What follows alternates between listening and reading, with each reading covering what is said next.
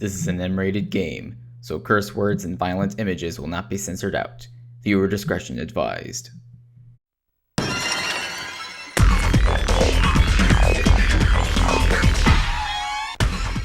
Forget any negative connotations you associate with the word prequel, because this is a great game that happens to be a prequel to a game that redefined the survival horror genre.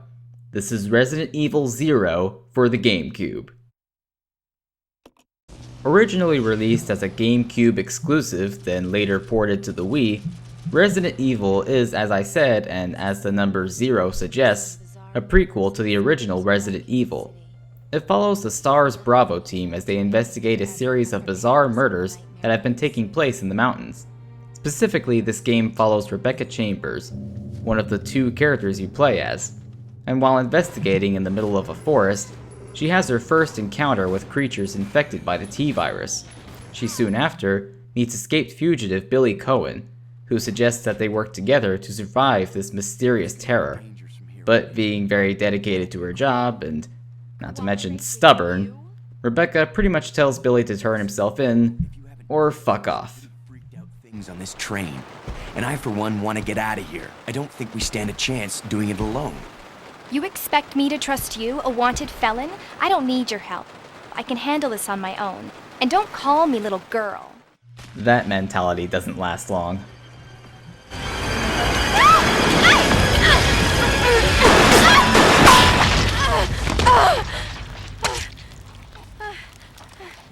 Are you going to help me now or not? Eventually, after Rebecca agrees to team up with Billy, the train starts up again and crashes into an Umbrella training facility, where the cop and the fugitive must put aside their differences to survive the horror. Outside of my description, this game tells a pretty interesting story about Umbrella, and even the two characters you play as. The main story, involving Umbrella's history, is explored through cutscenes and various journals you can find and read throughout the different locations. The story gives a lot of insight into the founding of Umbrella and the creation of the T-virus, all while forcing you to fight for your life in this nightmare. And particularly for fans of Resident Evil and its storyline, this game is a welcome addition to the franchise. Resident Evil 0 also excels in its graphics, which really take advantage of the GameCube's power. The cinematic cutscenes are high in the resolution, which has been pretty common in bigger budget games since then. The gameplay cutscenes instead look exactly the same as the actual gameplay graphics, but that's to say that both are good. The character models are good looking and the textures are nice. The textures may be considered outdated in 2013, but the graphics overall hold up surprisingly well for a game that came out in 2002. Perhaps most noteworthy being the enhanced lighting and shadowing effects.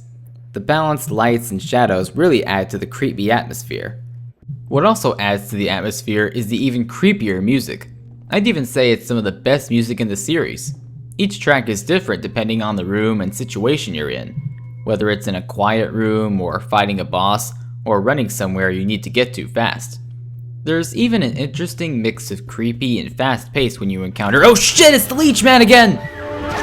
Stop being such a pussy! Hey, don't call me a pussy, I got this. Yeah! I'll just light your slimy ass on fire with a Molotov. You don't mess with the Nintendo reviewer, Leech Man.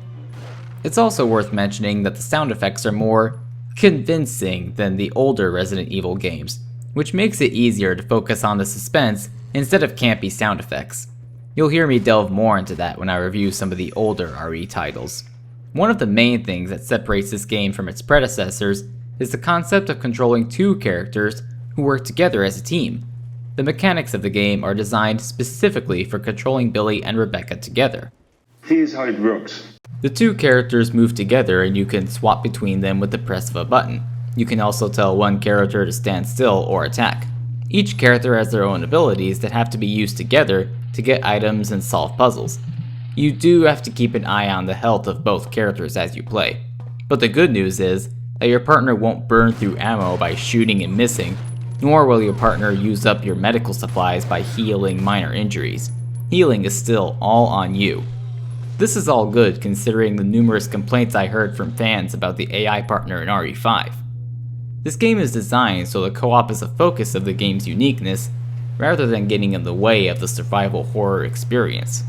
One obstacle that occurs is when one character is stuck somewhere, so the other has to search for an item to send up to where the partner is stuck. But more common than that, you'll have to use Billy's strength or Rebecca's herb mixing skills, different uses for each character depending on the situation.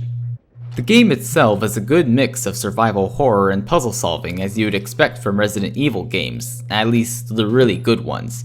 There's a lot of exploration and backtracking, looking for items and reading documents, and the game is capable of actually scaring you. You also have save rooms where you save your progress using typewriters that require ink ribbons just like classic RE games, and if only to get a break from the suspense, you'll want to go to these rooms to listen to the calming music or put some items away to save for later. And item management is another aspect that gets a bit of a twist in Resident Evil 0. You can actually carry more items at a time since you have two characters you use for managing your inventory, so you can exchange or drop items how you see fit. Keeping up with the survival horror tradition, this game features scarce amounts of ammo and supplies, adding to the tension.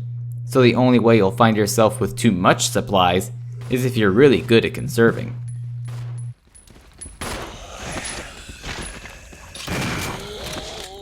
Despite more recent graphics and controls, Resident Evil 0's camera still shows its age as much as the original does. The camera system is almost like a series of surveillance cameras.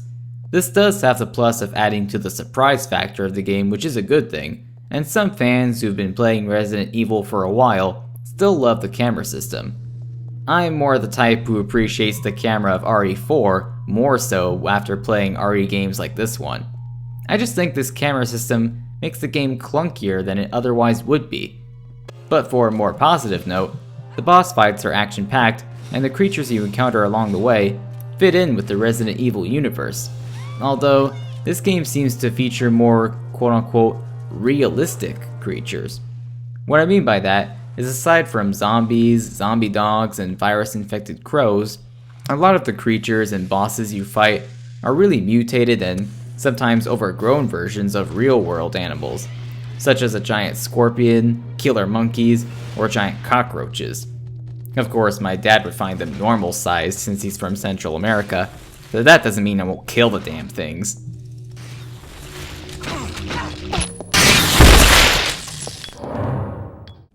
With an interesting story that explains some Resident Evil history, presentation effort that keeps up the traditional creepiness, and the survival horror aspects we all recognize, in addition to the well-made mechanics of controlling two characters, this game is worthy of the Resident Evil title.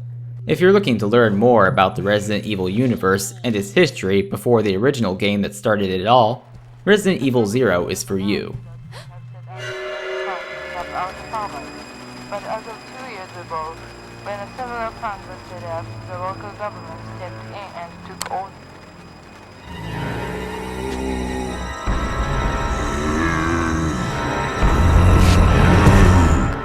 What are you afraid of?